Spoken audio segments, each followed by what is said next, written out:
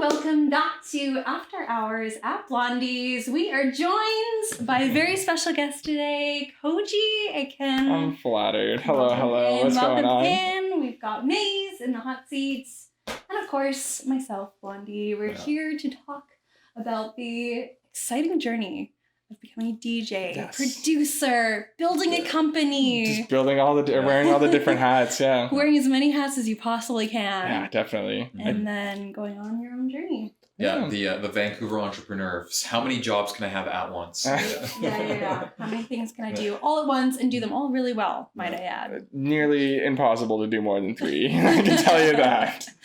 All right, here's Spill all the secrets. Yeah. Yes. Let's go. So I guess my very, very first question to you is kind of taking it all the way back, going back all the way in time.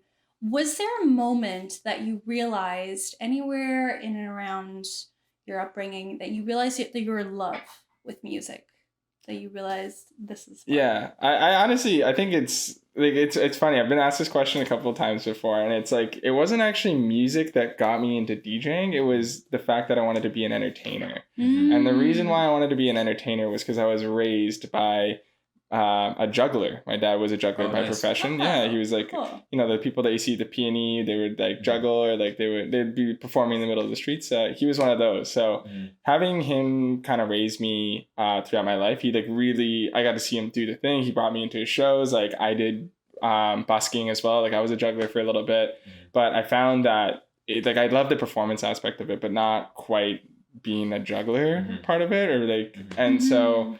Over time, it kind of just progressed. In high school, it started to progress into dancing. And so that's kind of where music and entertainment and being a performer kind of cross paths. So in high school, I was a dancer, and that's also where I found my love for like electronic music, because that's around the time when like Skrillex made the huge wave of like dubstep and like. So it's like 2011, 12. 2011. I was in grade 9 or so when I first started dancing. Yeah. So I was like, and right around that time too, that video of the guy dancing to Pumped Up Kicks came out. Legend video. Yeah. And like something about that, we're just like, we're going to give this a go. We're going to try it, see what happens. And and then did that for high school. And then when I went to university, I didn't really have the same access to the dance classes that I was at. So kind of just... But I was still like doing like, breaking it down on the dance floor in the middle of these like parties and stuff. And I actually got picked up by a DJ who was like, hey, like you should come check this out and like play around. And then, kind of just went on from there. So, but no, it's funny because like everyone's like, how'd you get into music? And I was like, I was a performer first. Right? That's cool though. I mean, it's it is something that you get. And when we do talk about DJing, you are still a performer too. 100%. It's not like you're just like behind a wall and the music's just coming out of the speakers. No, you're there in front of everybody. That whole interaction with the crowd as your dad was doing it, you can see that, and you can pick up like, whoa, I really like that feeling, or like doing that thing. You're like orchestrating the energy, right? That's what it really comes down to. So and that interaction between yourself and the audience too. I was addicted to that. Like I just like playing something and then just seeing the reaction and just like it's like really hard to explain that to someone who's never experienced it. You know what I mean? Like the closest thing I could like allude it to is like when you're playing sports and you make a big play, or like you score a goal or something, and like everyone in the arena is like, like that's what it feels like to be a DJ. Like the explosion. The explosion of energy, yes. Yeah. But it's like, it's instead of like every 40 minutes, it's like every minute. You know what I mean? So, for sure. Whenever you want, exactly. Yeah. And then kind of controlling that and seeing where the crowd goes. Yeah, the ups and downs, right? Yeah, that's what it's all about. Yeah. The cool thing about, I just had this random thought, is the cool thing about performing music when you're performing to a crowd is that for the most part, they are also moving around at the same time. Totally. It's not like performing at a play, or like even the juggling for example, or even if you're doing dance, people are standing and watching. Whereas with music, they're dancing and watching. It's all part of like a collective. There's a lot more like, symbiosis there. They're both contributing in a certain way. It's a back and forth, right? Not so much like a give.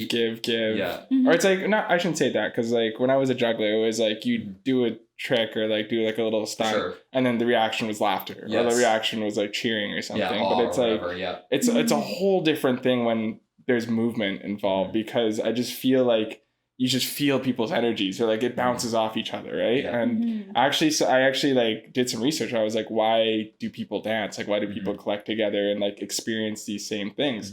And I found this thing called collective effervescence, which is essentially like, for lack of a better term, it's like just a collective vibe when there's a group of human beings in the same room all experiencing the same thing. It's like that's why going to like a show is like so invigorating sometimes, right? It's like it's not just, you're not just there as an individual experiencing music, like you're experiencing the same thing that everyone in that room is experiencing, and you're all tuning into the same vibration. Vibration or frequency. So it all, you kind of just, it feels more than just like dancing at home or like being alone in your kitchen, right? Like it's powerful, it's moving. Definitely. I was watching iRobot years ago, and yes, even the robots, they were saying, who were mimicking human beings, when they got into a space together, they all looked in the same direction. When all the humans get into an elevator, everyone looks the same direction. I've heard about the phenomenon. Very silly as that is, that's just human nature, is to kind of mimic. What we're saying is humans are robots. Yes,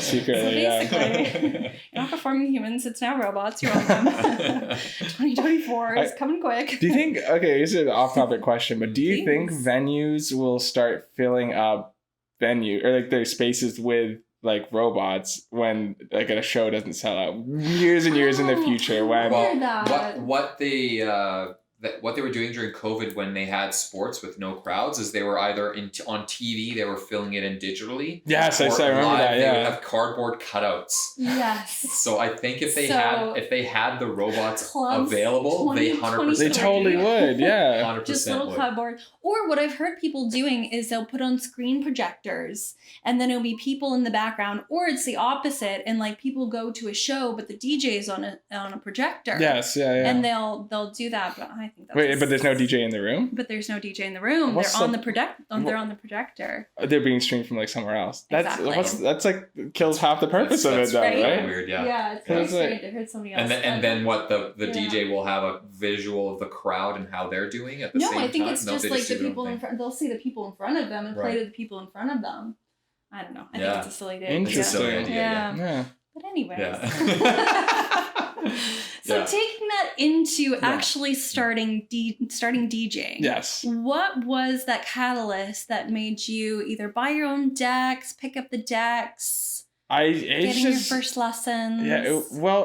It was just one of those things where it's like, as soon as I like tried it, it was like I was glued, and like something instinctively inside me from like, because at that point I've been like performing for like 5 years, and it was just like the first time where like everything kind of clicked together, like the music, the performance, the all of it. And so as soon as like my friend invited me over to like try his decks out, he he actually offered, hey, like, do you want to come play this gig with me? Like, I'm doing like this formal, everyone's gonna be suited up, you can just play some like bangers or whatever, it'll be a good time, right? And I was just like, kind of like a wedding situation. It was like a faculty like dinner kind of thing. So cool. I went and did that, and the first transition I did, I completely forgot to put the volume fader up, so like, it was just dead silent for a second. Oh, and then dear. and I was like, oh yeah, nothing happened, whatever. And I still do that today. So. Totally, yeah. And from there, I just like bought my own deck. I was like a little plastic Newmark mix track 3, I think it was. Yeah. And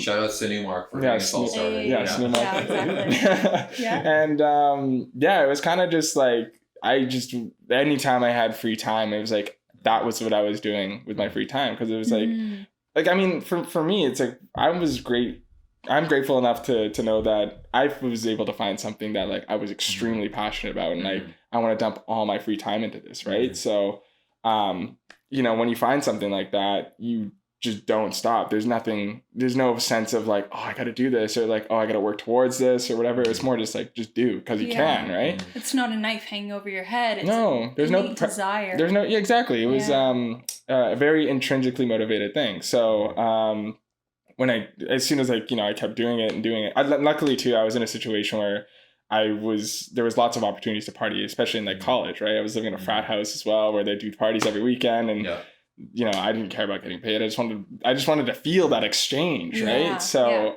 every weekend I was just playing, and through that, people started to hear about me, and then yeah, it kind of just like took its own path. I never had a plan or anything. It just kind of like kept growing and growing and growing. And I think it's just a testament to my passion for it, right? Yeah. Staying on it, on top of it every week, every day, just like being immersed in it. Totally. And it wasn't a crazy amount of time. It was like maybe like 45 minutes to an hour every day, right? Yeah. But like that's enough. That's a lot. Yeah, it was a lot. But it's like it's also like enough. Like I think people think like you need to be dumping like 4 or 5 hours every day in order to like be successful in this. But it's like it's very viable to just dump like a little bit of like you don't even need to do an hour a day. I think a lot of people would get burnt out faster than they think if they did 3-4 hours a day every day. 100%. Yeah. Absolutely. You know? Once you turn it into a job, then it kind of... Well, I mean, there's a lot of like, you know, if you're spending 3-4 hours of massively productive time every day, sure, why not?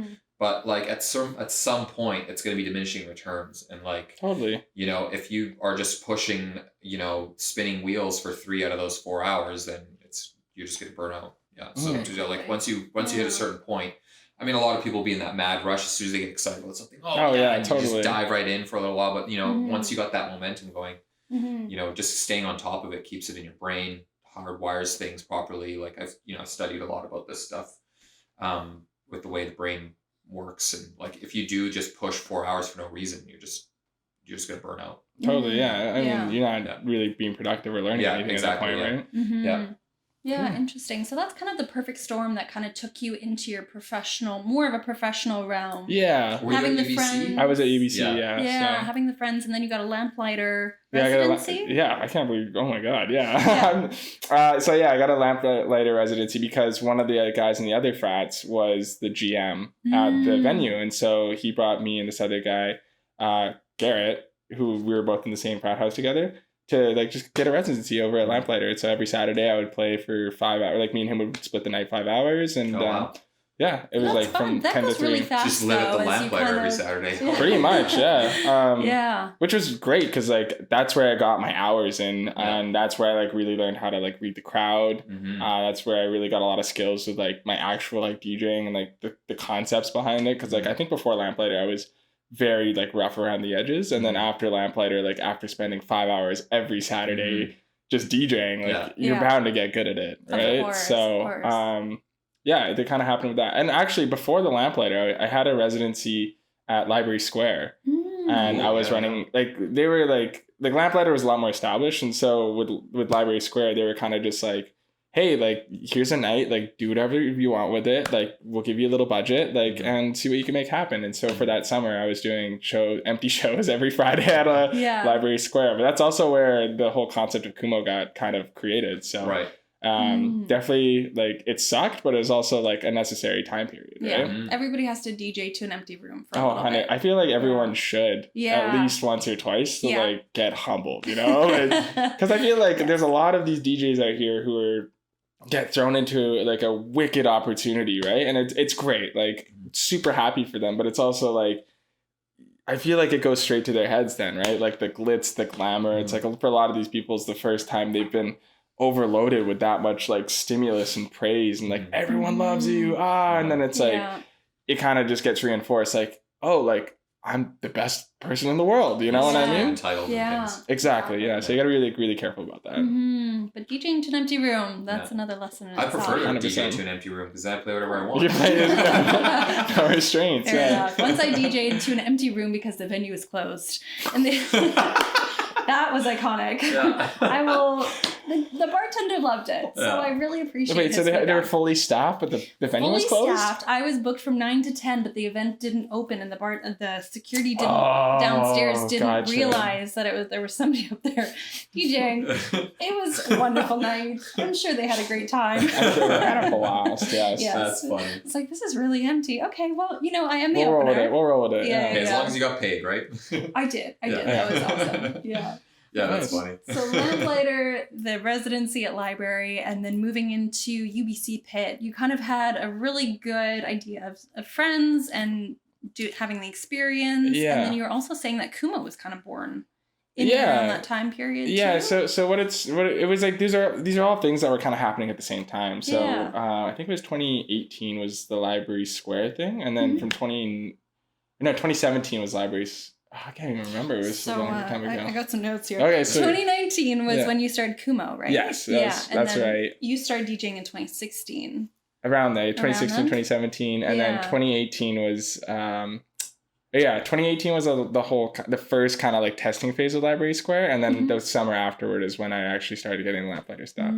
But during that time, I was also like heavily involved with like, a lot of like school clubs and stuff. I was doing I was part of like the faculty of like kinesiology. I was the student life, so I was in charge of all the parties and stuff there. I was working with an event group called The Calendar as well, and then so you're busy. I was all over the place in you're college. You're making friends. You're making connections. Getting there in the clubs and everything like that. Right, and then obviously through all like just knowing everyone, people would just book me for things like the Pit, which is the campus bar, or like like a lot of the student groups. Is whenever they hosted their parties for fundraisers and stuff, like I was like the main guy on campus to book, which was it was a lot of fun, but it was also just like I was partying like 4 or 5 times a week on top of like a full school schedule. So I was like, it was a lot. Yeah. How did you find the balance of that? I didn't sleep at all. Not at all. Balance in your early 20s.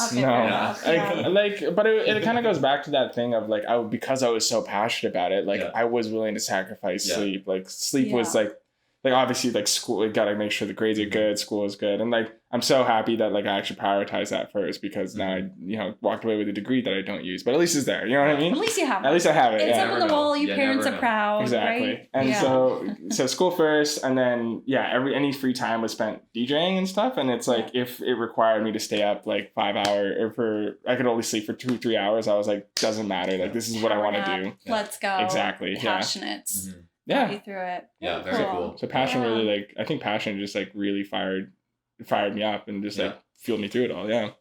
That's good. Very nice. Yeah, I had some friends that kind of had a similar path as far as like starting partying and organizing parties in UBC, and that like for the first, I don't know, till they were in their mid-30s, that was literally like they're famous for that shit. And it's like they could throw any party they want, anytime they want, fill up the whole room. Like, easy, like no problem. They didn't necessarily do it all the time when they were a little bit on the older side of that range, but like I would talk to people who are like, oh, you're friends with blah blah blah, so and so, yada yada, and like they were still known from university days. So it's like it's really good to plant those roots during that. That's what I think. That's really what university's for.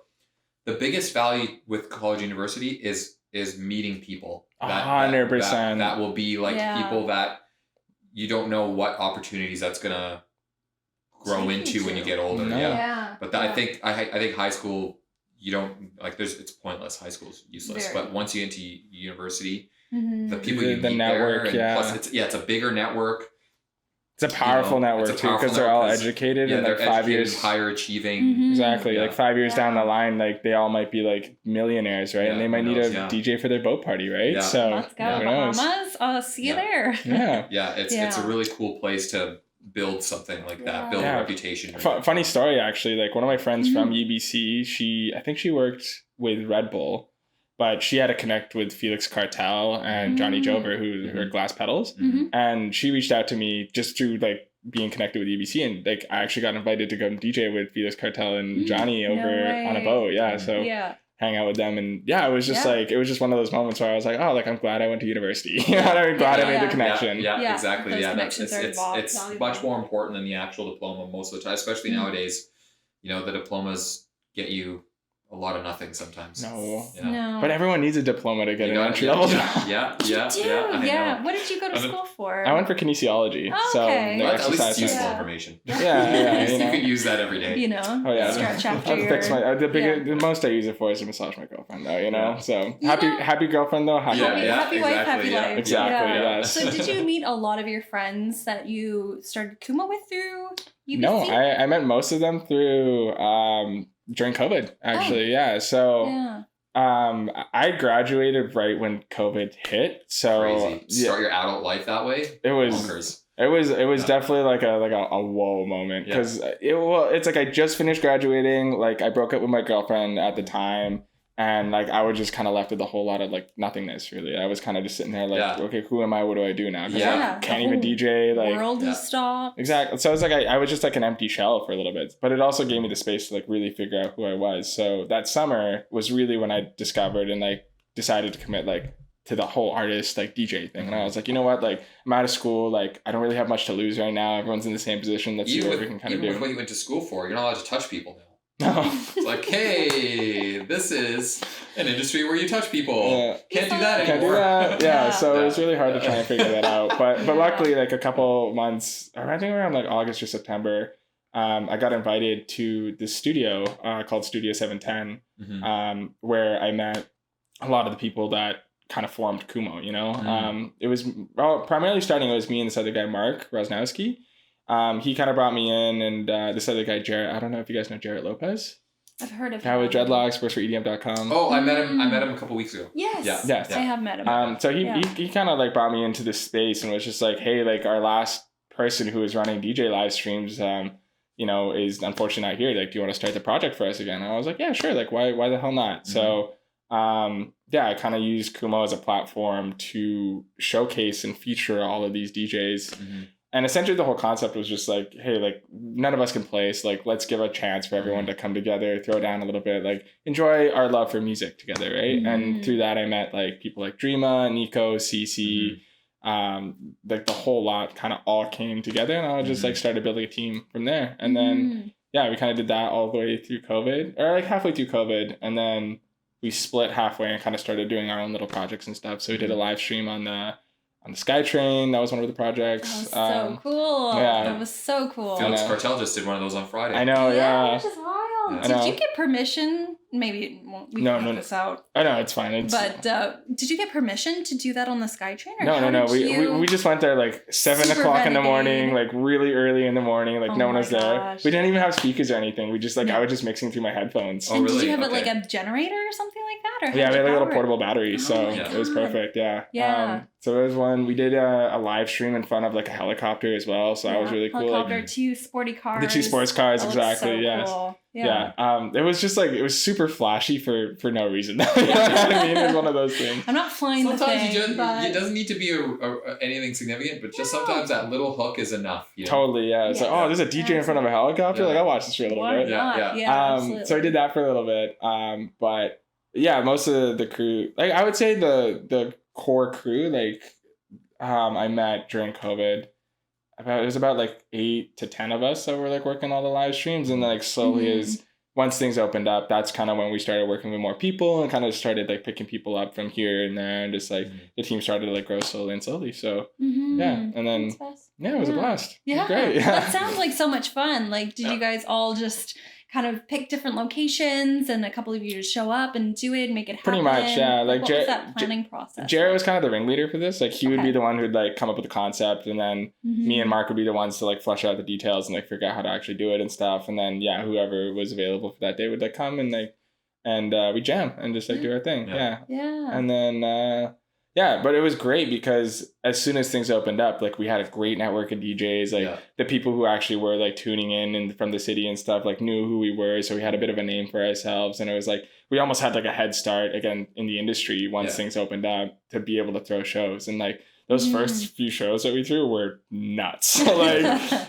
slamming clubs. It was like unlike anything that like I had DJ'd before, you know, like just because everyone had like so much pent up like frustration and like energy, and like everyone was just so like in it. Like it's hard to explain. Like now I feel like people like go to the club for old reasons, right? Like I mentioned this a little while ago, but it's like people go to the clubs in Vancouver to forget about their problems and their jobs, or to go pick up girls or guys, or go pick up someone, or get taken home, right? It's a mating ritual. For most people, especially the mainstream clubs, the mainstream partying scene is a mating ritual. It's 100% is, right? And so I really wanted to approach things a little differently, and just like, well, like why don't we just create something for the music and like for the love of the underground and the culture, but like do it in a way that was accessible to the mainstream, right? So kind of just like playing in this middle ground of the underground, like bring the underground entertainment to like my college group, or like my network and stuff, and like everyone else's network that we would work with.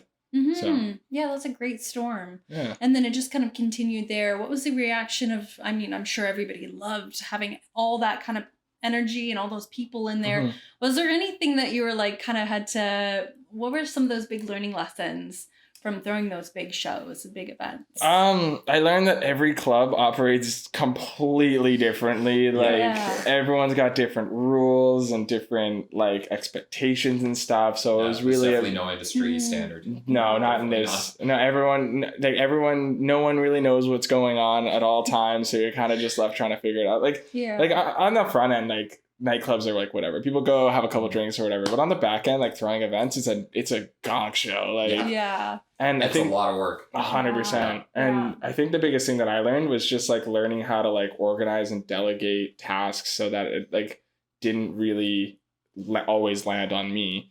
But I found that was really difficult to do because like we come up with a game plan for some things, but like you go to a different club and then all of a sudden half of those things that you planned for were obsolete. And like, I'd have to figure out a different way to do those things. So, just like really learning the needs of each venue was probably like the most trickiest thing. And then also just like trying to figure out how to like convince people to like come out, like not like our core old crew, but like, how do we convince people who are already, you know, like Red Room resident partiers or like people from like the hip hop scene on Granville? Like, how do we tap into those groups and like give them a new experience, right? What were some of those things that you found then that really kind of worked for you guys? Well, the thing I think that really separated us from like all the other event groups was like we were like an events company, but we also focused on culture. Right. So we did for a little bit, like we did the interview series and like we did a couple things like that where like, you know, like my favorites were like when Dreamo was running the interviews because like those interviews would always do super well and like the Instagram ones exactly run around renegade style exactly people, I haven't seen what those. What does your t-shirt say or whatever. It's like how much have you had to drink, you know what I mean? And so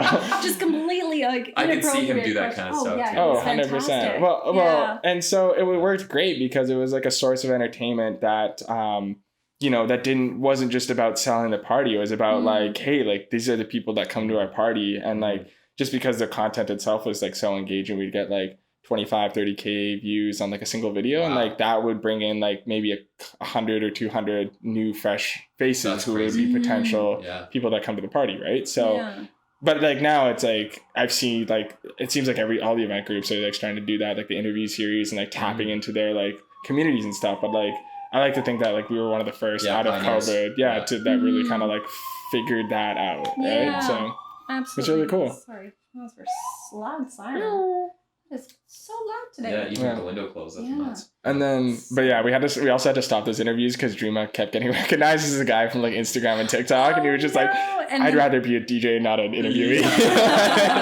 I'm sure everybody he should have pivoted that. He should have used that. Totally, he could have. Definitely still can. That's definitely a possibility. That is one thing that I really did notice about Kumo as it came up too, is everybody wanted to be a part of it because it was so inclusive. Totally, yeah. And it was fun and entertaining, and you were getting so many eyes on social media too. And I feel like you really took that to your advantage. Personally, well, I didn't really have like a direct like plan to like convert these like viral videos to my own thing. It was just like a natural like association of like, oh, Kumo, like the guy who runs Kumo is Koji. So like everything he's doing, it's like everything that people saw with Kumo, they kind of associated with me naturally, which you're the figurehead. Exactly. Yeah. So I would say that I just learned about how that could like work and stuff. And so it was really, really interesting to see how it all goes. But yeah, now it's like I kind of like have a reputation for myself in the city and like people know who I am because of the work that I did with Kumo. You know what I mean? Which is kind of crazy to think about. I did not plan for that at all. You know? No, it's wild. That's definitely not sometimes in the game plan. Yeah, it's you know, COVID was a net negative for the whole world, for even the city, all this stuff. But there are some things specific to what we talk about, what we do here, that really were quite positive and transformative. Totally. That maybe would have taken longer to get to, or maybe not even happened if it wasn't for COVID. Because groups like you and a lot of the other, you know, groups that we talk about all the time, you know, they saw that the industry had nothing. There was no parties, there's no raves, there's no nothing. And then, okay, well, what do we do in this situation? We still want to do all this stuff. And you guys, you know, started these little collectives. You guys did yours and Initiative and yada, yada. Everyone, we can rattle them all off. Yeah, rattle them all off. They're all great and they're all awesome. And they built quite a scene that by the end of when by the end of COVID lockdowns, which were, they were progressively less and less, but there's honestly, like, I remember before COVID, there was like an underground, warehouse rave maybe once a month, once every 2 months. Right. By the end of COVID, there was like 4 happening every day. And you had was to choose. Insane. Yeah. It was like you had to I can't hit them all. Like this is incredible. All the DJs there are all amazing. Yeah, and they're all good. So the parties were awesome. It's because they had 2 years to practice. Right? and that was and that was carried into when things opened up. Totally. Like you guys started doing your club nights, and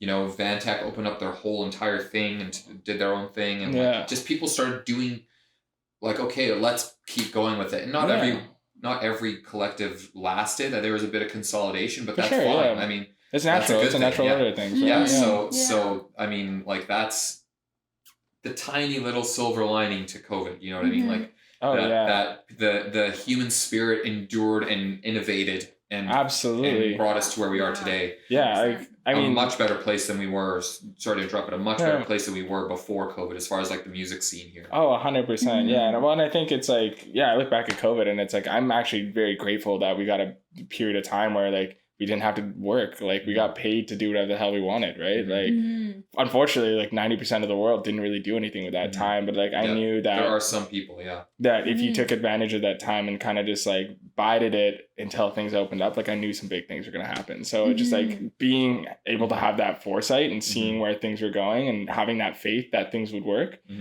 and eventually them working was like, it's like I'm just super cool to be able to experience that and see it all in action. Definitely. So connecting the dots a little bit here, you're saying you're so passionate about being an entertainer and a DJ and everything like that. And you didn't really kind of see Kumo happening in the way that it did, or was it, how do I rephrase my question? So what was the foresight and like what was the projection on Kumo? Like what was the kind of, I'm struggling with this question right now, like the motivation behind it a little bit? Well, the whole, I kind of get what you mean, but I think the whole motivation for it. That was a terrible question. No, but I picked up what you're trying to say. I like to think of Kumo kind of just like progressed in phases. So when I first started it, it was literally like just a front for selling tickets to an event at Library Square. Like it was just another events company. It was just another business that didn't really think much of it, right? And the reason why I kind of started it was because like I wasn't getting as many gigs as I'd wanted. So I was like, screw it, like let's start an events company so I can make my own gigs, right? And so that's kind of how it all started. And then I really, after a few shows, I realized, I was like, well, this doesn't really have to be a platform for me. Like it's also has the power to bring in other people and like give people opportunity, like a lot of people don't have the connections to like go up to the club manager and be like, hey, can I get booked for the show? Or like, or they just don't know who to talk to. They don't have the network. So like, I really wanted to kind of pull the scene up a little bit and like, or not the scene per se, but like my circle of DJs that I knew from UBC. I was just like, hey, like let's create opportunities for these guys. So started bringing them out or for the Library Square thing. And then afterwards, I started a Wednesday night at Kerner's Pub at UBC. And that was more about bringing the student community together and I guess that's another layer of it. It was bringing the community together to have a fun experience while also providing these opportunities for these DJs and artists at the time. And then that was also like right when COVID hit. So obviously the progression there didn't really get to continue. Totally. And then, like when we started doing the live streams out of the studio, the whole idea was, like we all lost opportunities. All of us are kind of like in this like rut a little bit, to say, for a better word. And again, it kind of was the whole philosophy of like we have this amazing opportunity to create experiences for DJs and bring the community together and like kind of like you said, just keep the human spirit alive, right? So and like we were so gracious to be able to have a space to do that. Like it was almost like like we're kind of responsible, like we have a responsibility to like be able to support everyone and stuff. And then once things opened up, it was kind of just like, okay, like how do we make this bigger, right? Like now we can bring the community in and like bring like-minded people together and then create opportunities for DJs and artists all alike, but like actually performing in front of a stage. And so that was kind of like the main thinking or the thought behind Kumo was really just like bringing the right people together, like you know, like I mentioned, like bringing people for the sake of the music and not just as like another mating ritual or just to get drunk or whatever, right? It's like we wanted to bring people who were actually there to enjoy the music and then also create experiences for them that were both memorable and fun, and then also on the DJ end, really try and give an invigorating experience to them, like give them a crowd that like was very reactive and very responsive, and it kind of all just kind of came together. And then when we started and then it kind of turned into like this little DJ crew that we had, and then it kind of became a point of like, oh, like now we got to try and like make sure everyone gets like lifted together and stuff, right? So absolutely, kind of like creating a 360 experience for the viewer to come in, exactly, and then also a 360 experience for the DJ to get experience, and kind of putting those two together, exactly. And then also just throwing parties that were profitable for the venues as well, because you know, like that's also an important aspect that a lot of people don't think about. It's the venue doesn't exist if it can't make money. Exactly. No, absolutely not. Yeah. It sounds. Go ahead. No, it sounds like really an experience where everybody wins. That's what we try to create. Like, that's really what I was like trying to strive for, was an experience that like everyone can benefit from, right?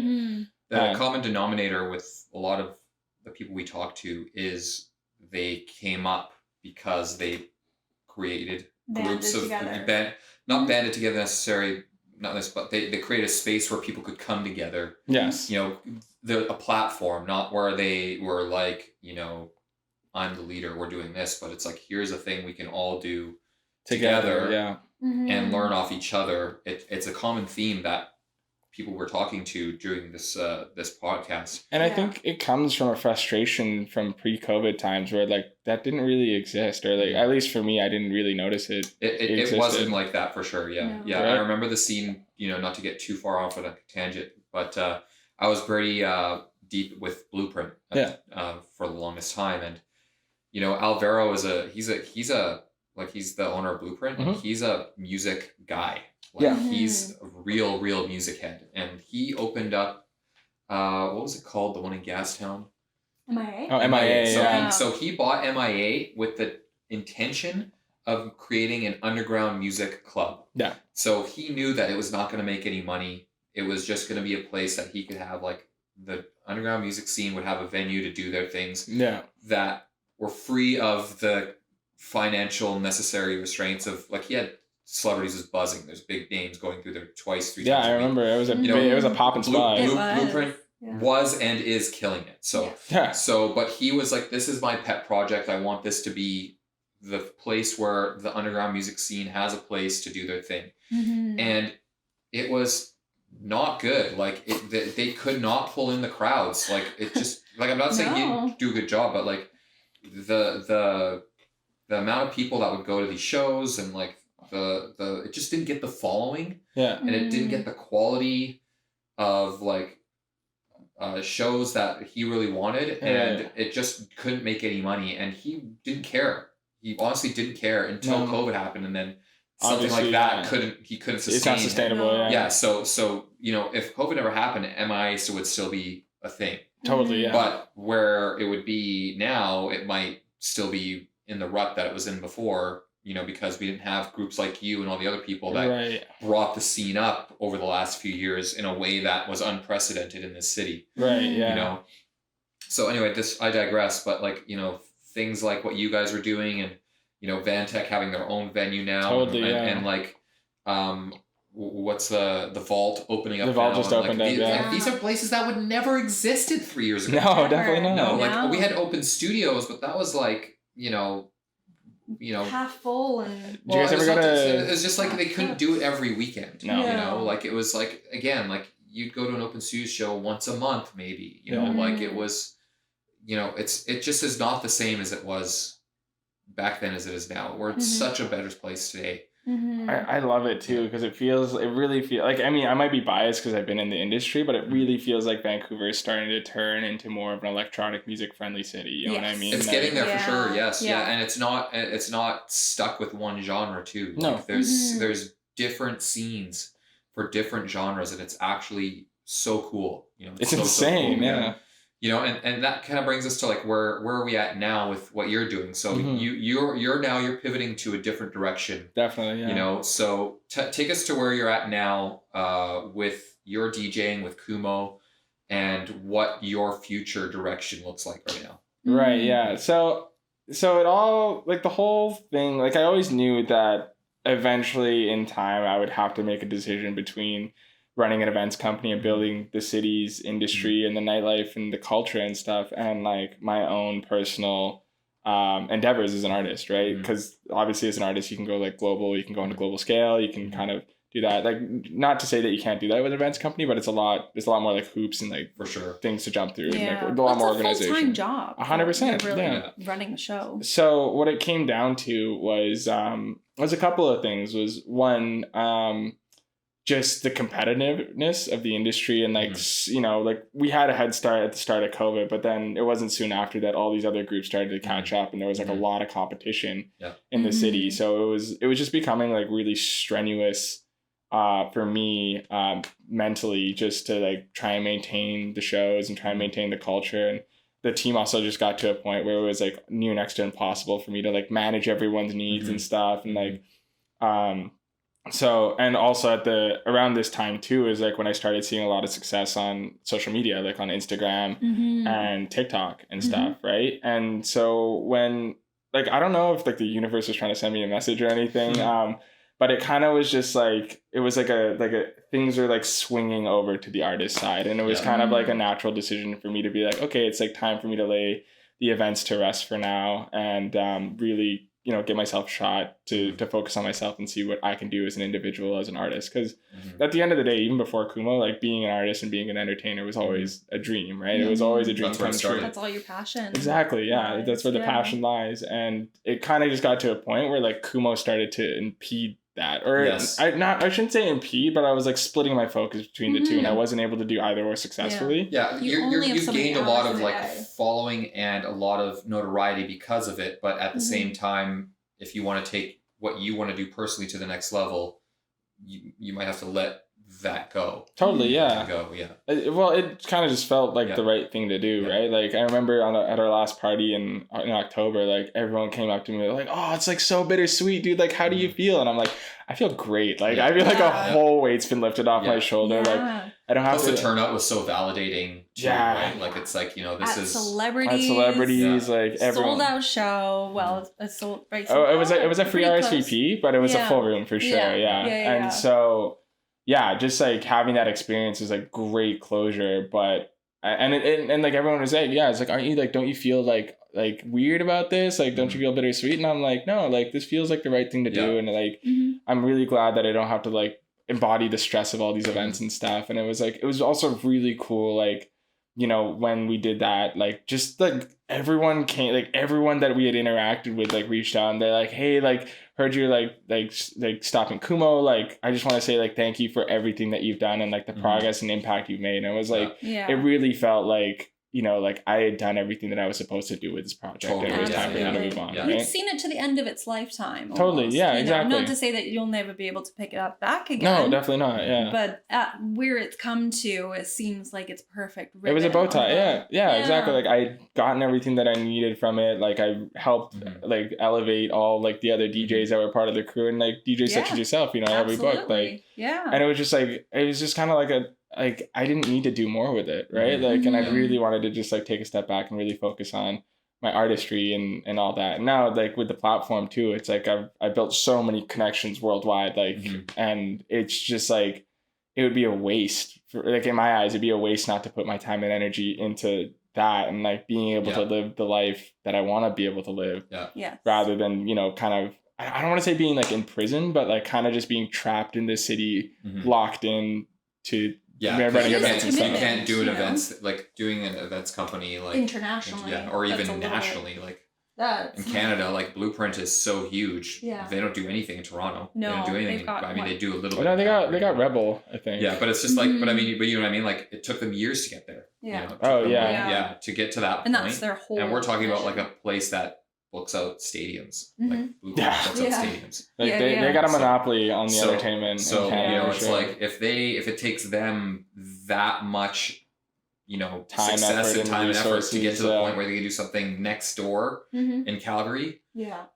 International is not where it is, No. So it's like if you want to do international stuff, personally, as a DJ, it's a lot easier to get booked in somewhere else, like you're the States all the time. Exactly. So take me back a little bit down the way. So you're building Kumo, and you're also starting to build your personal brand as well in the same time, or it just kind of was a byproduct? People obviously knew who you were. Yeah, I think it took me a while to figure out how I wanted, what my brand was, and I'm still figuring out what exactly it is, but it's like I really tried a lot of different things on social media, I try to be, producer tips or DJ tips or whatever. I tried giving it life advice, and I tried all these sorts of different things just because I knew that having if you had a solid social media following, you could utilize that, and it'll help support all your other endeavors and stuff.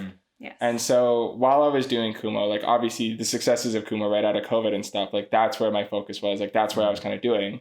But the momentum was there, like you said earlier. Exactly. You were going with what was working. What was working, yeah.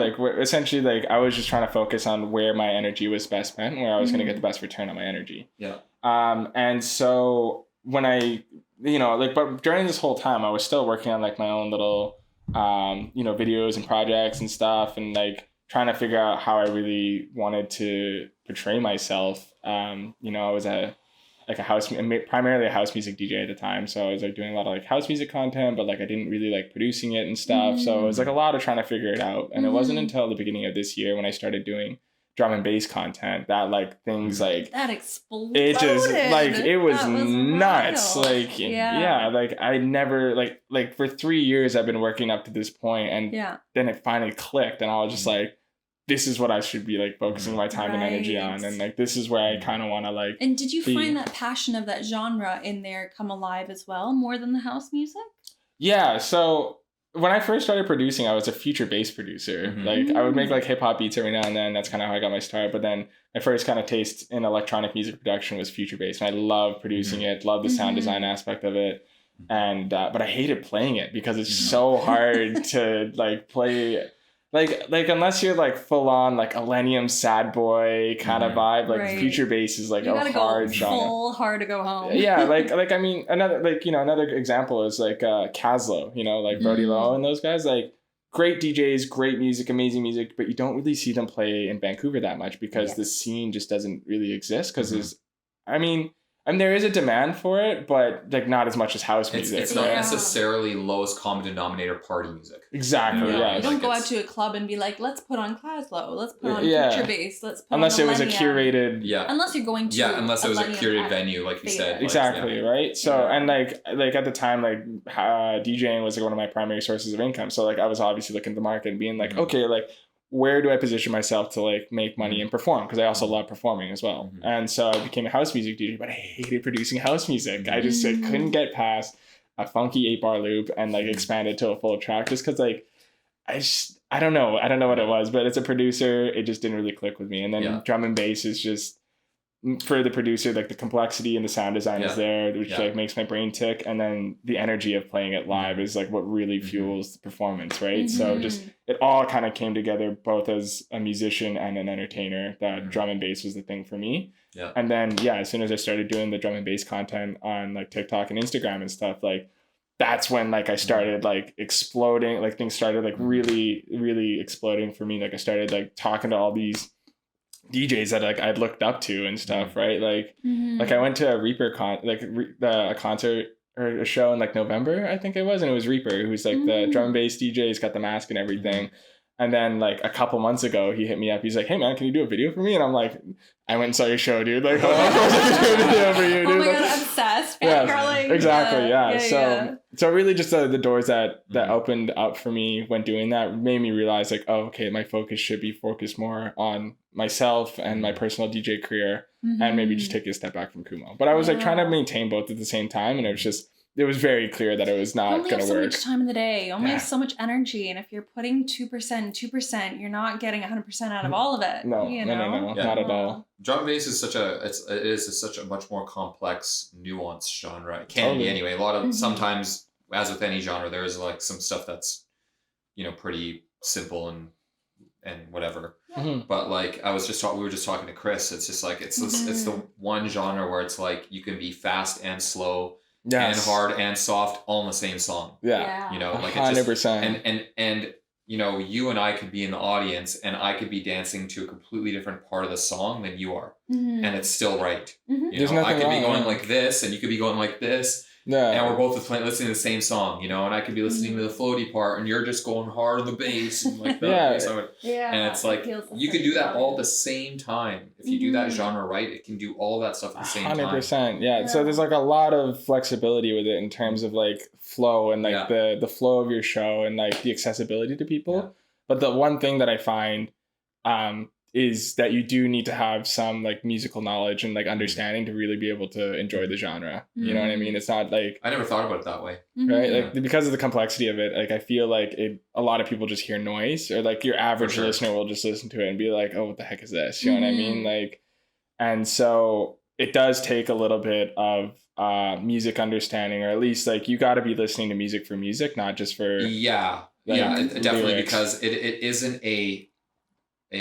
it isn't as simple to understand as house music or pop music, or even like, you know, just a lot of other genres where you can just let go and just be like, oh yeah, it's noise and sounds and it's loud. It's all good. Like, drum and bass is like, if you don't want to listen, then it's noisy. It's noisy. Yeah. It's a super noisy genre. It's noisy for sure. I really like that. I really like that. Yeah. If you're not listening to the music, it's just noise. It's noisy. Noisy. Yeah. It's not just noise, but it's noisy because there's a lot of drums and there's a lot of kicks and there's a lot of bass and then there's all this other stuff that you put in it. And if you just want to lazy listen, it's gonna sound busy. Totally, yeah. It's definitely not for the passive or.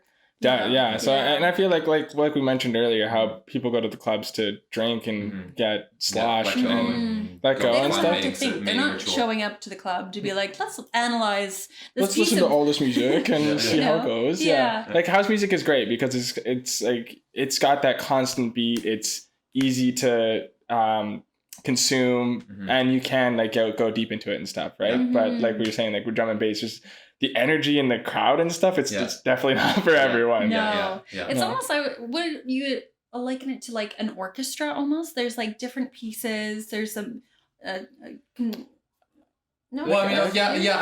it would be like a instead of like a 4-piece or 6-piece or whatever 10-piece orchestra, it'd be like a 50-piece orchestra. You know, and there can be that many levels of things going on even for a basic drum and bass track. Totally, you know, and it's just like and just the beat line alone is, there's way more going on than say, you know, just a house beat or like even a techno beat, which is literally just doom doom doom doom. You know, like you know, like I mean, techno can be incredibly minimal.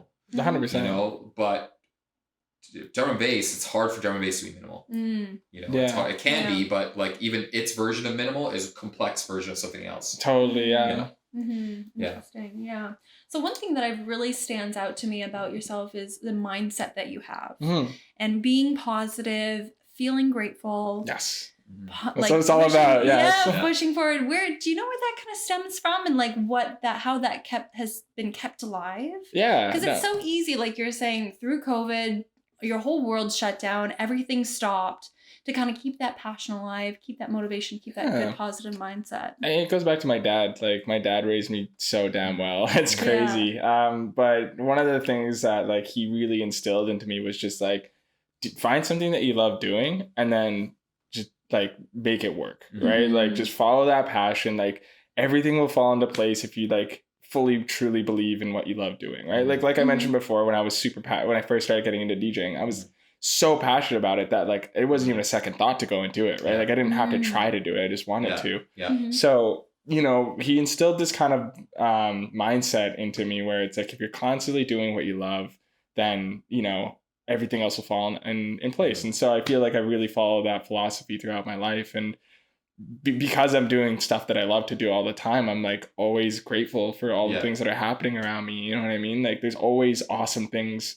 happening. And I really feel like that's where that positivity and optimism stems from. It's like, that full belief that like I've experienced it myself, you know, like I've lived my whole life being passionate about everything that I do and like putting 100% and like seeing the fruits of that labor and like really being able to understand that. So I think I've been blessed to have that mindset bestowed onto me and be able to like walk through life and really have that lens of like, oh, like, does this make me happy? Or like, is this something that I want to do? And like being able to do it and then inherently getting the joy out of doing it because I love doing it. Right. Yeah. Like, and I think a lot of people like overcomplicate things with it. Right. Like a lot of people don't understand that like I get it. Like everyone needs to get like money, everyone needs a job and stuff, but it's like, what are you doing in your free time? It's not like you're working and then going to bed and then getting up and working and going to bed. Like there's usually a break or like usually you have the weekends to go and do something, right? And it's really, I think a lot of people don't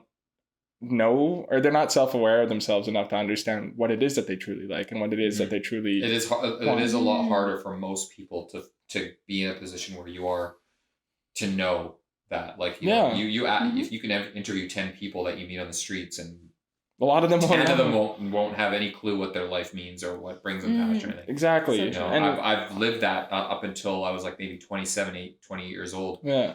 You know, like I was into cars and I was into, you know, sports, but I didn't do that for work. You know what I mean? You know, when the photography thing came to me, when I realized that that's something I should be doing for my life, literally that cartoon light bulb came up on my head, you know, and this road opened up in front of me that was illuminated in gold and neon that never existed before, and it just said walk this, and I could literally walk it and it all made sense, right? You know, but until that happened I was lost, and that's how most people are. So a lot of people are like that. So and so I think like I think just I want to challenge people just to, you know, like it doesn't have to be complicated, just like figure out like what it is that you like, and if you don't know what it is that you don't like go and do stuff to find what it is that you like. The cool thing about the age we live in today is that even if it's something that's not directly monetizable, you can just put it on social media and it will become monetized. Yeah. You know what I mean? Like, you know, you don't have to be producing something that turns into money. There's literally you can just do whatever. I've seen people that make a living, you know, eating food on camera. So if you can do that, you can make money doing anything on camera. I've seen people make a living off fake eating food on camera. Like that's it's wild. So there's a place for everyone. you just need to. We live in an age today where you can do that. We couldn't maybe do that 15 years ago, but now you can just film anything, put it out there. It's amazing. It's just a matter of like figuring out like whether it is you're actually passionate about it, right? Because if you're not, you have to do it every day. You have to do it every day, and you got to do the things that suck as well, right? But it's like in order like, but if everything's coming from that sense of passion and your love for doing it, then those things that you have to do don't feel like things that you have to do. Like they're things that like you want to do, even though they can be challenging. Or I mean, the alternative is just doing things that suck and not having a payoff. Exactly. You know, like working retail or whatever. You know, like I've done that. You know. Doesn't matter how much passion you have for it, you're not gonna love it. You're not gonna go home at the end of the day and think, "Wow, I really love that day." That was phenomenal. I sold so much today. You know what I mean? So corporate overlords will love me.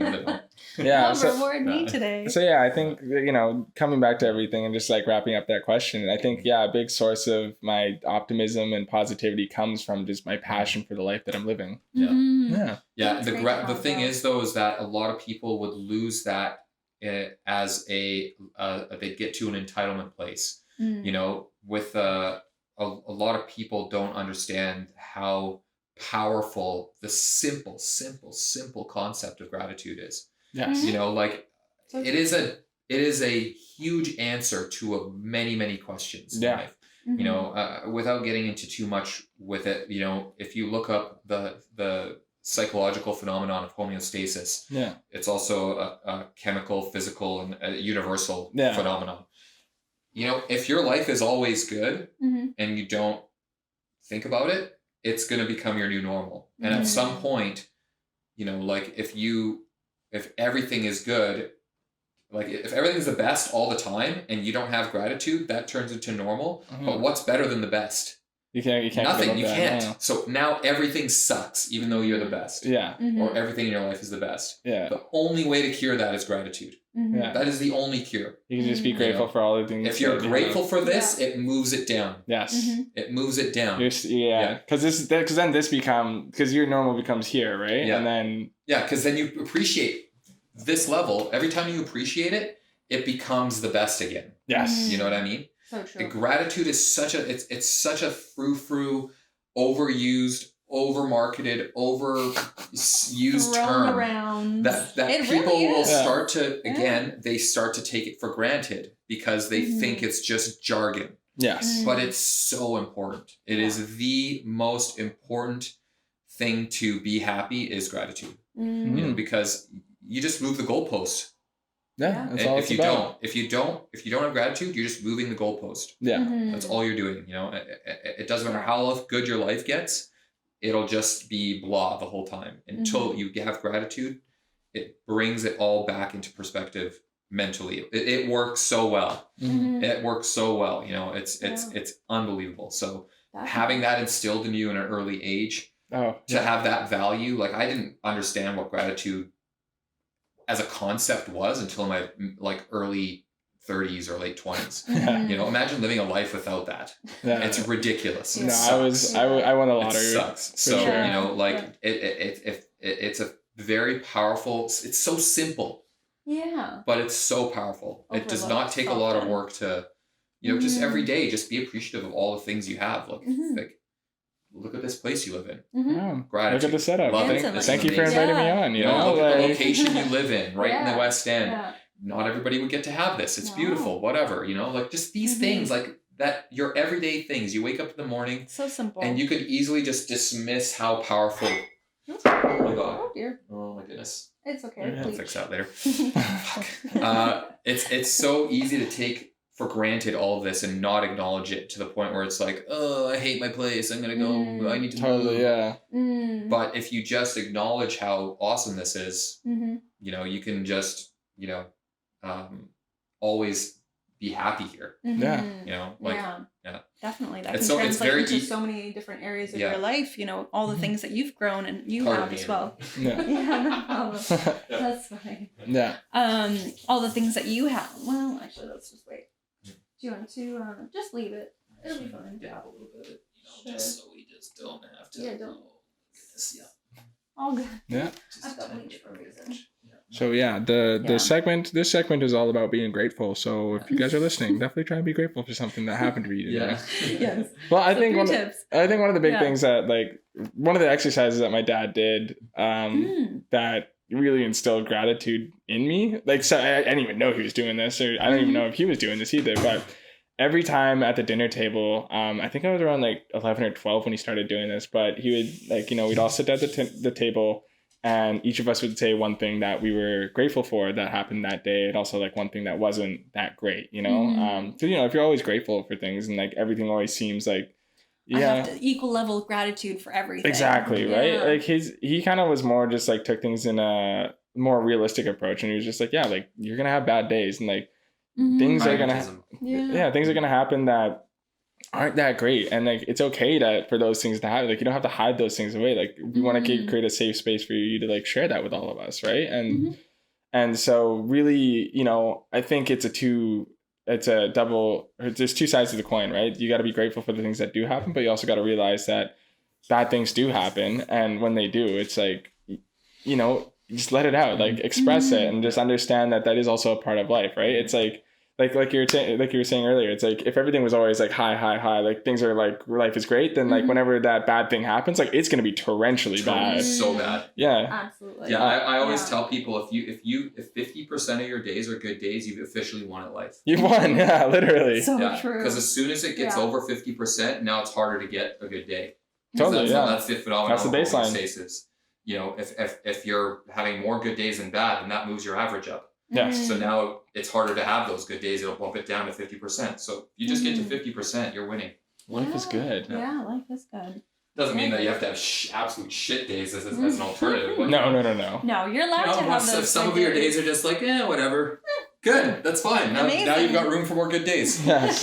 Exactly. Can't hurt ya. Yeah. Can't hurt ya. So I guess those are some of the things on the contrast too, is like some of the learning lessons that you've had over the past couple of years with growing your things, because you said you've tried so many different things. Yes. What were some of those learning lessons that you've kind of either pivoted or that have really stuck out to you that you're like, ooh, don't do that. Let's try this. Yeah, I mean, I'll approach this from like the positive approach. Absolutely. And one of the most important things that I learned was the ability to provide value to people, you know, whether it is like coming to a deal or in a friendship or, you know, in a relationship or whatever it is. It's like if you understand how to create value in a situation, like that gives you an insane amount of leverage in whatever situation that you're in. And it's really all about understanding the needs of what the other person is, you know, like this is like a great like networking kind of skill tip that I learned. It was like you can create situations in which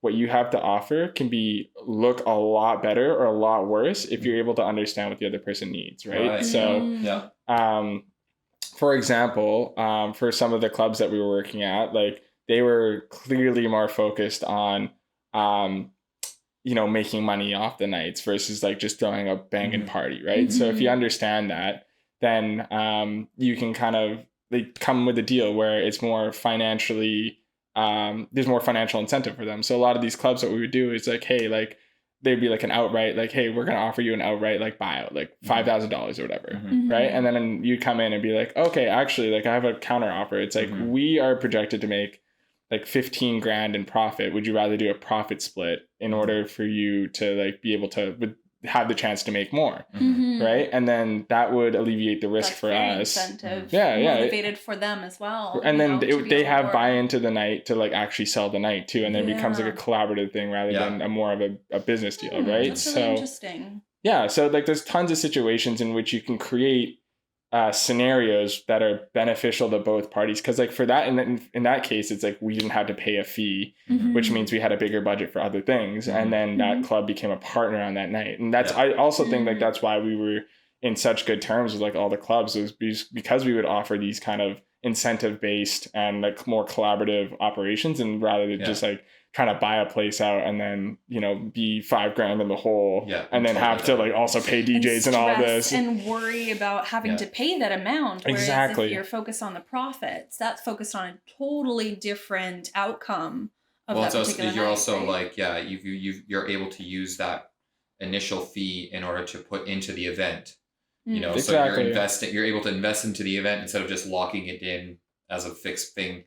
You know, maybe that doing it the way they do, it makes more sense if you're so fully established that you've got this slush fund and you know you're going to pull in way more money than the club would. Yeah. You could take it, but I mean, as starting out, that is a way better way to do it because, like you said, you're giving them more value. You know, you have confidence that you're going to make more money than that's going to put out anyway. Right. So both parties win. That's an excellent way to like be like, you know, here's our value proposition. This helps us by not having us put in all this money up front, so we can now invest in the whatever the event, the marketing, or whatever it is. Yeah, you know, and that'll in turn benefit both of us at the end of the night. Right, and it's a great way to spin it. Yeah, it's just if you can learn to create value in situations where, you know, you have deals or like you have like relationships. Then obviously those relationships are going to be a lot stronger than if it's just an outright like financially driven relationship, right? So yeah, like really figuring out how to like provide value and understanding like what value you have to provide as well, right? Like I can't go to like a club and be like, hey, I'll fill up your club like 100% guaranteed. No, I can't. I don't know if I could do that, right? That's something I could promise. But what I can promise them is like, hey, like I've got this platform, this following. I will use it to not only like bring people to your club, but also highlight your club on a global scale, so that when tourists come, they know that this is the club to go to for whatever kind of music or whatever. You know what I mean? So yeah, providing value is definitely one of the biggest things that I learned. That's a really good point too, is really knowing yourself and really knowing that what you have to offer is valuable and figuring out what that is. And trying to overcome imposter syndrome, perfectionism, all these things that hold us back. That's a key thing. I remember we were talking to Joel about that. You know, like he knows all this stuff that he could bring to the table, but at the same time he didn't believe in himself because he thought he didn't deserve it for whatever reason, right? You know, it's just such a to not listen to those stupid nagging voices that are bringing yourself down in your head is a huge obstacle to overcome. You know, and then knowing what you can bring to the table, and just selling it a little bit too. You know, just so it doesn't. You don't have to be a salesperson, but just be like, hey, this is like, you know, I can do all these things. And you know, like you said, you're providing value, but maybe that's not valuable to that particular party. Doesn't mean that it's not going to be valuable to a different party. Exactly, which you know, goes back to the whole point of like understanding who you're talking to, what they need, and exactly, and then framing it in a way that works to their triggers. Did you ever deal with that kind of perfectionism? Oh yeah, syndrome? All the times. Like, well, it's funny. It's like the more I become myself, the more I get imposter syndrome. You know what I mean? So like when I was DJing house music, going to clubs, I was so carefree. I would like pull up, play a set, knew I threw down, like go talk to everyone, have a blast, and like you know, be the life of the party, right? And like now that like I know I want to be a drum and bass artist, like I'm so much more careful about the curation, like making sure the experience is proper, making sure I'm picking the right songs, and it's just like I'm just like starting to kind of get deeper into like the whole perfectionism and trying to like, because you care so much, because I care more, and it's also like, you know, like one of the things that like I was in major disbelief of was like when I played the closing set, or not the closing set, but like the last night at Kumo, it was like the first time I played a full drum and bass set to that many people at a Kumo show. And I was just like, I got up there and I was like, there's no way that all of these people are here right now just for drum and bass. Like maybe I should pivot to something else. And it's just like, no. And have like, that moment of doubt. Maybe I should do a different kind of set. Totally. Yeah. So it's just kind of like, all of those things are a lot more like apparent to me now. And so, That makes a lot of sense, you know, because it's kind of like your baby, you know, you figured out what your child is, what your gift is to the world. When you're saying like, the more you are closer to being who you are, I mean, that's now you're so much more vulnerable. 100. I think that's what it is. Like now you're telling everybody, this is who I am. This is who I want to be. If people don't like it, that's like, ugh. Whereas like, if you do a house, you're like, this is not who I am. I'm just playing as part of an actor. Almost. Yeah, exactly. You know? I know how to do and this it's like, job if you don't like it, well, whatever. It's not who I am. That's kind of how I felt at Bikini Board Shorts, because we were playing house. I was like, whatever, we're just gonna throw down these tracks. It's gonna, I mean, it all worked, but it's like, you know, we put in so much work into the prep and all this stuff. But at the end of the day, I was like, this isn't who I am. So it's like, okay, we're gonna do this. Whether people love it or not, I'm not doing this again. That's really shifting from your job, like almost treating it like a job aspect or like an actor aspect into, you know, doing a live stand up, you know, this is who I am kind of performance, you know, if I can do it to that. But, you know, moving it from I could totally see that. Yeah. Passion. Where it's just like, you're like, this is like, I'm literally stripping off my skin and showing you who I am. Exactly. And if you don't like it, that's gonna suck. I think. And it's not, but it's just like, that's what you think, right? It's all in your head, right? Like in reality, it's like no one knows about any of these things. They just see a DJ on the decks and they're like, "Woo, yeah, music!" Woo! Right? And but like for us, for like as an artist, it's like there's just so much more perceived pressure. Yeah, it's very vulnerable for sure. Absolutely. You're wearing your heart on your sleeve, so to speak. So I think that was like one of the biggest challenges, and also just like making it, and then just another point to the whole like learning lesson is just like really making expectations clear with people, and just like following through on what you say you're gonna do. Like I think. I've been boned by so many promoters and just not been paid. And it's just like part of the reason why I wanted to become such like a collective community of like bring people in and we're like all like-minded is because I've been to so many clubs where it was like all just about the money and like all about how many people you bring and da-da-da-da. And I hated that culture. So, you know, a lot of the like for all these artists, you know, we tell them like, hey, like, these are the expectations that we have for you. Like, we really want to, you know, give you a platform to be able to be who you are. And be able to do what you can, but you know, like this is what we can provide as well, and this is like, you know, how everything's gonna work, you know, and like if you just make a clear cut with everyone, and like everyone kind of has an idea of like what's going on, then like everything goes smoothly, and like there's no like I've never had any issues with like things like payment or like complaints from DJs or like we've had a couple of complaints from the community for like they couldn't make a ticket, or like they couldn't make the show, so they wanted a refund. So you just would give them a refund or whatever, like small little things. But it was all about like if people understand like what they're getting into, and they get that experience, they're gonna leave very satisfied and very happy. Everybody walks away happy at the end of it. Which is the whole point of creating that 360 experience where everyone has a beneficial time. You know what I mean? No, that's beautiful. I think that's very rare in the city too. For some reason, everybody's so well, I'm sure we know why. The city is so expensive. The city is so expensive that's what people focus on much more. It's easy to focus on the money and forget that when you focus on everything else, the money just comes. It comes. Yeah. And if anything, it's easier. You know, it's just a delayed gratification thing that a lot of people just don't have a good concept of. You know what I mean? Yeah. Like, I mean, you want to input, output. Oh, I'm the first one to admit. I need everything yesterday. It's got to be yesterday. Right, but it's like you're also building a community online, and like you're doing these podcasts, and you understand that it's going to take time, right? It does. So like you have a good sense of like putting work now to receive like benefits later, right? Yeah. But I think a lot of people just in Vancouver just don't. Yeah. A lot of people in general, it's scarier here. You know, the stakes are way higher here. If you gotta make $3,000 just to pay your rent for a 1-bedroom, you know, good luck. I wish you well. Yeah, I wish you well. No, if somebody told me 10 years ago I had to pay $3,000 a month for rent, I'd be like, so that leaves me $400 a month for the rest of my expenses. Grocery bill, right there. Literally everything. My phone, my groceries, my entertainment, my everything, clothes, emergencies. I'd have $400. Impossible. Pricey. And I thought I had a pretty decent job back then. You know, like it's like, oh, I'm making this and I clear this and blah blah blah. And oh yeah, I can live. No, you can't. Yeah, no, you can't. It's hard to be an artist. Not today. Not today. Like you can't today.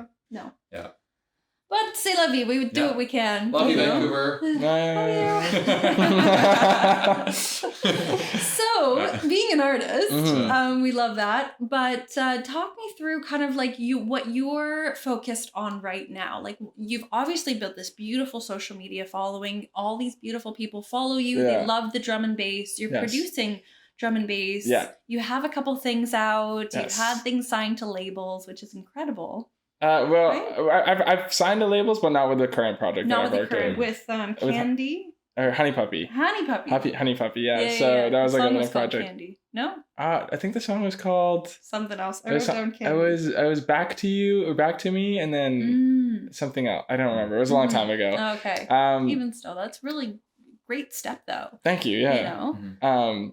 So yeah, I think the focus right now is really just establish the drum and bass artist brand, and like I'm going through a huge journey of like self-discovery of like how I want to portray myself and how I want to, you know, what kind of an artist I want to be, and like what kind of experience do I want to curate when people like come into my show, and so right now it's really just about building a catalog and releasing songs so that they're out in the public and people have an idea of like who I am. So right now the goal is to try and get about 5 songs out. Or like I made a little promise to myself that I wouldn't really like pick up another show until I had 5 tracks out, because just to kind of like motivate me to get back in the performance. And I'm like, oh, okay, like I need to get tracks in and do that, and really try and figure out just like how I want people to see me and stuff.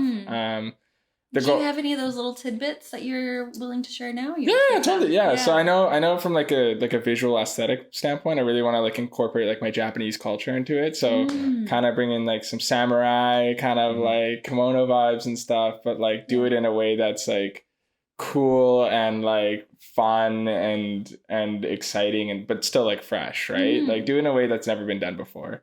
From an experience standpoint, I really want it's hard because the stuff that I DJ is a lot heavier and it's a lot more like jump up, but the stuff that I'm producing, you can really hear like the future bass influences and stuff. So it's like trying to figure out how what I curate on social media fits with what I make, and so trying to like meld those together, and like kind of the goal is to try and get booked for 5 music festivals next year, like locally, like just applied to Bass Coast, so fingers crossed it goes well. Absolutely. And then I'm gonna reach out to a bunch of the other ones like Wicked Woods and Valhalla, which is up in Terrace, And then hopefully like the Thumbtown guys come back this year and get a book for that, which would be sick. And then, is there a specific reason that you're going after festivals specifically and not necessarily like either underground or the clubs or like the existing music scene? Yeah, so part of it is just like I think the drum and bass scene in Vancouver, there's like a bit of a gap between the drum and bass scene in Vancouver, like in terms of age. So like from what I've experienced personally is like they all seem to be a little bit like 30, 35 plus. Yeah. Those are the kind of people running the scene right now, and I just haven't really been tapped into them right now.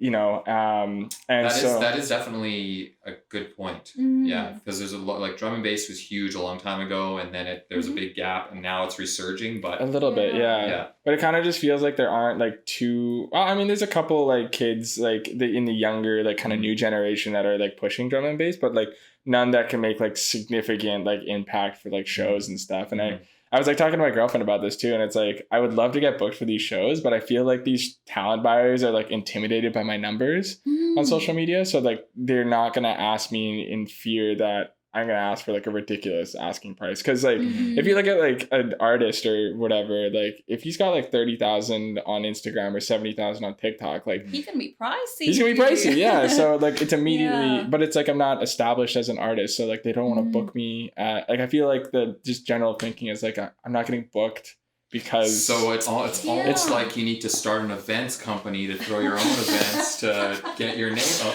To start throwing down again. Well, I mean, we're going in circles. Damn it. So yeah. 2.0, let's go. Yeah, so I've kind of just noticed that like my show bookings have like really gone down, and like people haven't really like reached out too much, and like that's really all I can theorize is that they're just intimidated by the numbers. You say that, I watched an article.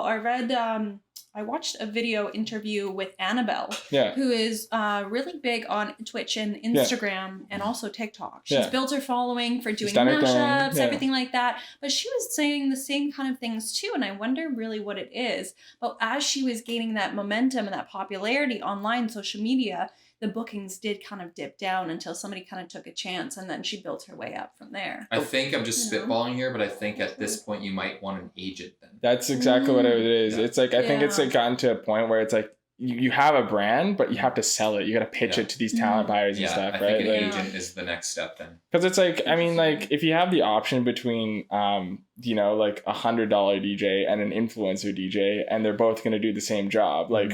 It'd be way easier just to book the $100 DJ and just like put them in front of a headliner and it's like, yeah, that's done, whatever, right?